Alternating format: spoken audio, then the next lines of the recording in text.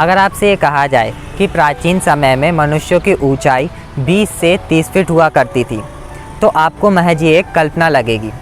लेकिन आंध्र प्रदेश के अनंतपुर ज़िले में स्थित लेपाक्षी मंदिर इस दावा को भी सत्य साबित करने पर आपको मजबूर कर देगा। नमस्कार, मैं दीपक बमरेले आपका एक बार फिर से स्वागत करता हूं भारत की विरासत में। कुर्मा सेलम पहाड़ी पर स्थित लेपाक्षी मंदिर देखने में ऐसा प्रतीत होता है मानो कछुए की पीठ पर इसे बनाया गया हो।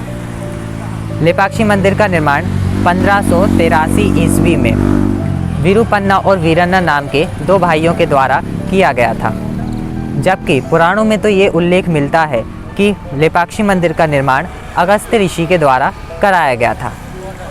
मंदिर से जुड़ा हुआ एक प्रसंग रामायण काल में मिलता है। कहा जाता है कि जब रावण माँ सीता जी का हरण करके ले जा रहा था तब जटायु युद्ध के दौरान इसी स्थान पर घायल होकर गिरे थे। तब प्रभु श्री राम ने उन्हें देखकर कहा था ले पक्षी, यानी उठो पक्षी। तभी से इस जगह का नाम लेपाक्षी पड़ा। अब बात करते हैं मंदिर के सबसे इम्पोर्टेंट फीचर की। मंदिर में एक हवा में झूलता हुआ पिलर है। 70 खंभों वाला यह विशाल मंदिर इसी हवा में झूलते हुए पिलर पर टिका हुआ है। अब सवाल ये उठता है कि इतना विशाल मंदिर मात्र एक झूलते हुए खंभे पर, जो कि गुरुत्वाकर्षण के नियम के विरुद्ध है, कैसे टिक सकता है। खंभे की लंबाई 8 फीट है और ये ज़मीन से आधा इंच ऊपर उठा हुआ है। इस रहस्य का पता लगाने के लिए 1902 में अंग्रेज़ सरकार ने हैमिल्टन नाम के एक अंग्रेज़ इंजीनियर को अपॉइंट किया था। हैमिल्टन ने जब पिलर के नीचे लोहे की छड़ को डालकर पिलर को खिसकाने की कोशिश करी, तब मंदिर के बाकी पिलर भी अपनी जगह से सरकने लगे। इस कारण से हैमिल्टन को अपनी छानबीन वहीं पर रोकनी पड़ी। हैमिल्टन की खोजबीन से मंदिर को नुकसान पहुंच चुका था, इसीलिए अंग्रेज़ों ने पिलर के नीचे थोड़ा सा कंस्ट्रक्शन मटेरियल लगाकर छोड़ दिया।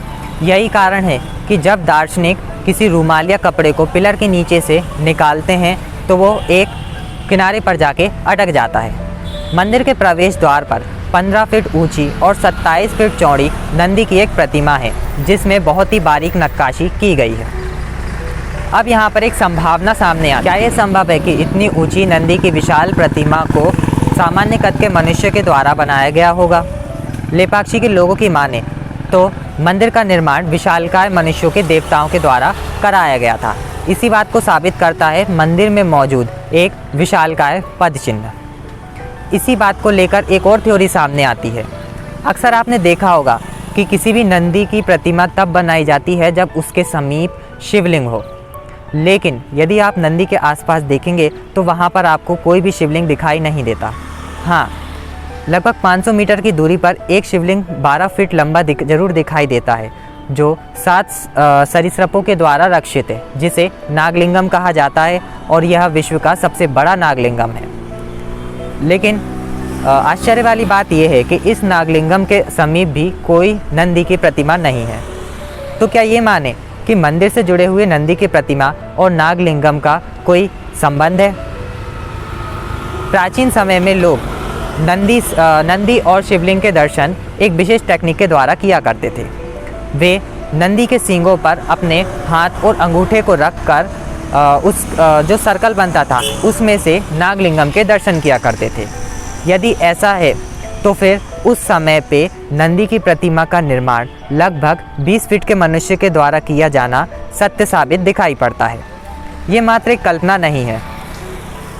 पिछले कुछ सालों की आर्कियोलॉजिकल न्यूज़ पर यदि ध्यान दें तो अमेरिका से लगभग 15 फीट के मनुष्य के कंकाल प्राप्त हुआ है और भारत में भी कोलकाता के पास से 31 फीट 6 इंच के बंदर के कंकाल प्राप्त हुए हैं।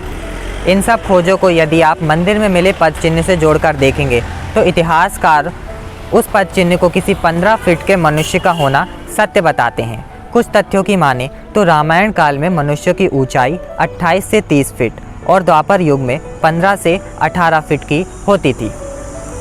इन सब बातों के बाद आप नंदी और नागलिंगम को देखेंगे तो विशालकाय मनुष्यों के होने का दावा आपको सत्य प्रतीत होगा। एक मंदिर और इतने सारे सवाल। इन सवालों के जवाब तो भविष्य में ही ज्ञात हो पाएंगे। हमारे भारत में ऐसी और कई आश्चर्यजनक विरासतें हैं।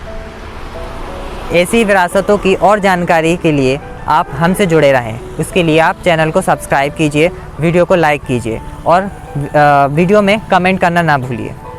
धन्यवाद। जय श्री कृष्ण।